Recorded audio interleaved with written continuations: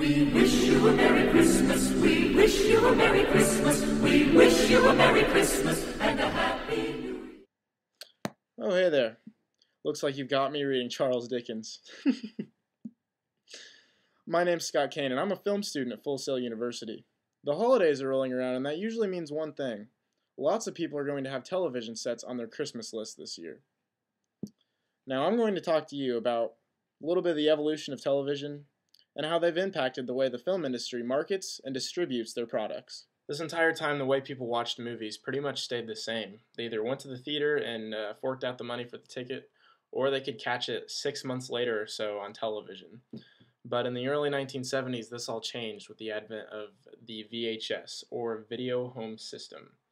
What this was a little black portable box containing film inside, and when you put it in the VHS player, it played the movie that was on it. Now, this allowed customers to be able to buy their favorite movies and keep them in their home and watch them whenever they wanted to. This changed the film industry a lot because now producers had to find a way to market not only the movie itself, but the VHS sales.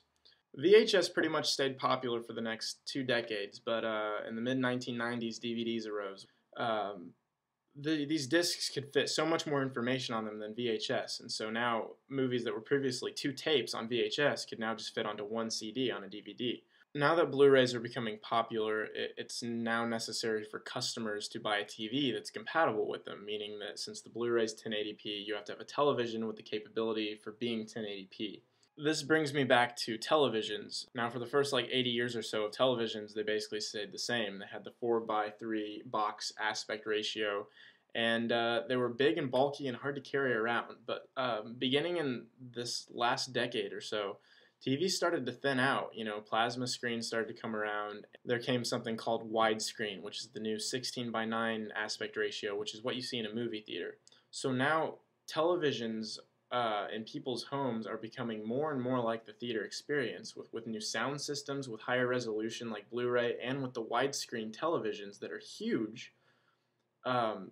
It's becoming less and less necessary for people to go to the theater to watch their movies. Now the internet is adding to this too. Now people can buy movies on the internet. Hulu, which is just a live streaming video site that allows you to watch television shows and movies, that are aired on TV, or even iTunes, where you can buy a movie for between $10 and $20. From now on, I think it's really just going to be all digital. You're just going to get everything online. Even DVDs now are coming with digital copies attached to them that you, type in your code and you get basically the movie from the internet. This has caused some movies to use viral marketing campaigns, which are like campaigns on the internet, in order to appeal to the larger base of people using the internet to watch their movies. For example, Snakes on a Plane had a very huge viral marketing campaign, as did Cloverfield. Now, personally, I don't think anything should ever be able to replace the feeling of going to a movie theater, buying a big thing of popcorn, and watching something on the big screen. But technology seems to change things that we're used to, even things we're nostalgic about. Just look at the last 100 years and you'll find plenty of examples. As future filmmakers, we have to be conscious that things are going to be primarily on the internet from now on, and DVD sales and Blu-ray sales are going to be replaced by digital copy sales. So that about wraps everything up I want to say.